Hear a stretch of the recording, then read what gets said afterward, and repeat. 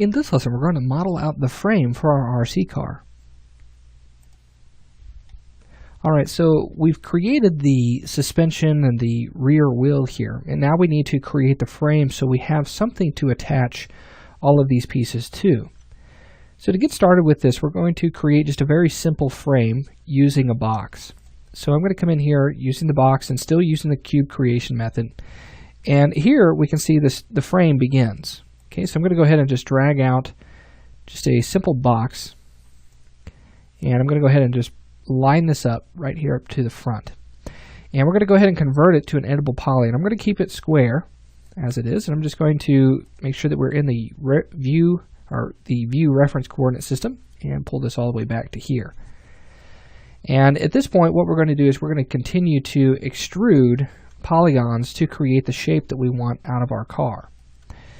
So in my top view, hitting T on the keyboard, I'm going to extrude this out, and I'm going to hit OK on that. I'm not worried about the overall height that I have initially because I'm going to be moving this around and shaping this exactly the way that I want it. Let's go ahead and extrude this. Now at this point, we can't really see what's going on, so I'm going to hit F3, and what we're going to do is we're going to extrude this up to this point right here. So I'm just going to drag this polygon right up here and put it right there at that point. Now we'll come in and we'll add some more segments in here to create the shape of the frame that we want, but I want to get the outside edge first. So hitting F3 again, just to see this really quickly, let me hit extrude and then OK. And then let's pull this one down right to this point right here.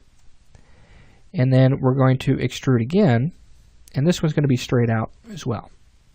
And we'll pull this back to right about here. And actually, let's pull it back to right about here. I'm trying to look at where that should end. And the last part of this is going to be right over the axle of that. So this should be a pretty good place to be. All right. So now that we have those segments, or the basis of that, let's go ahead and create the segments that we want across the middle.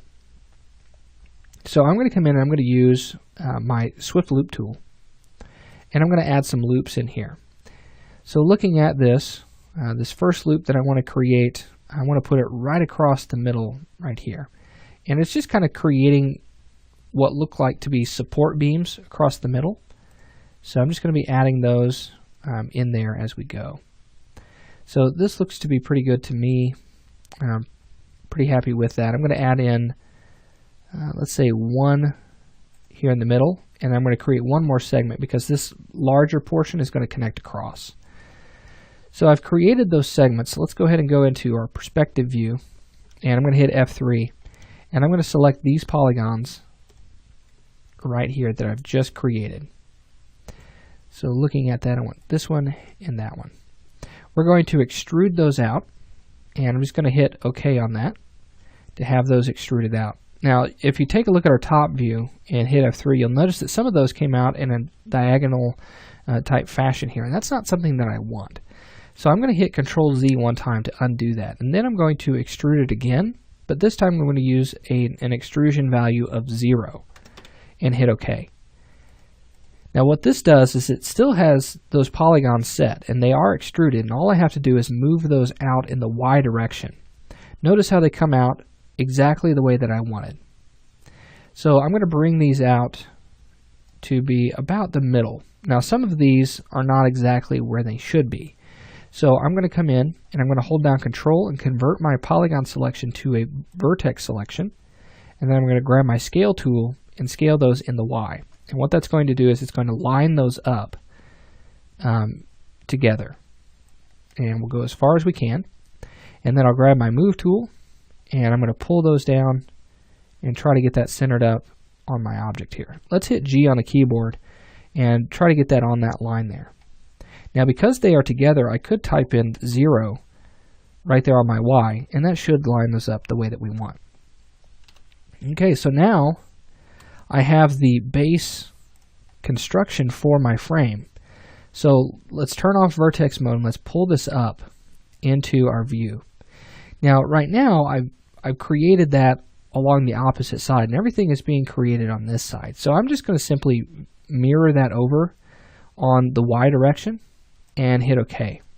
And I'm going to pull that over here on this side. Okay, and let's just line that up to our reference image. And there we go.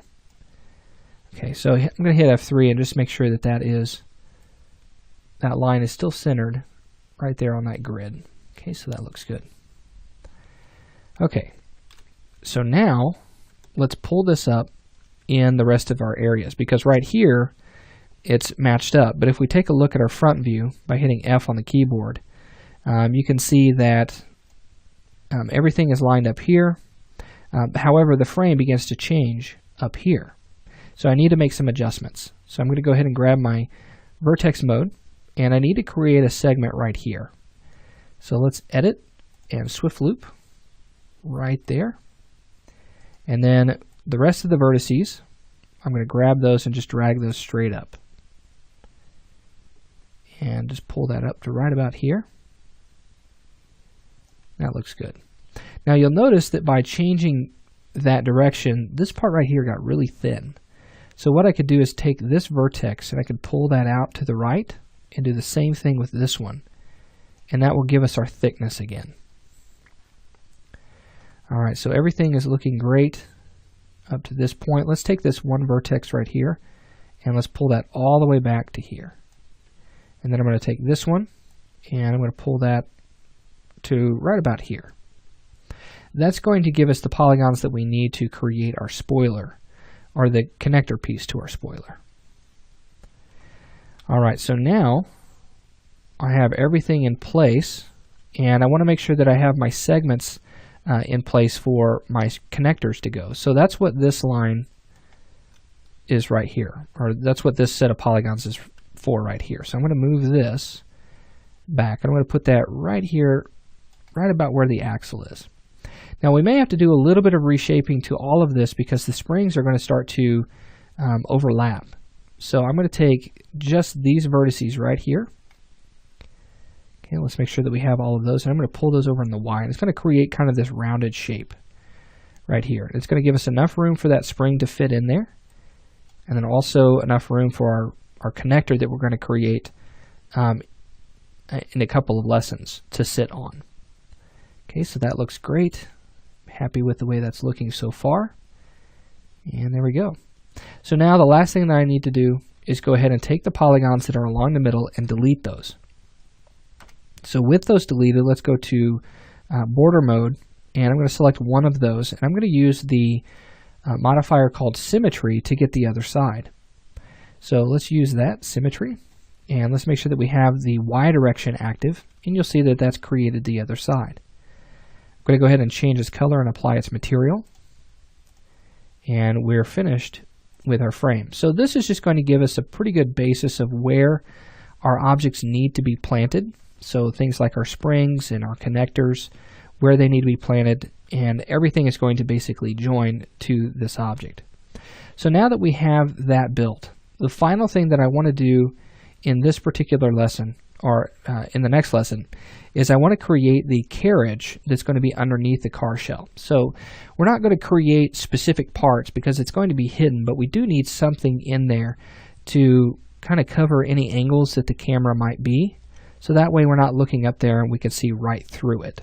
Okay, so we're going to create some geometry for that next. So I'll see you then.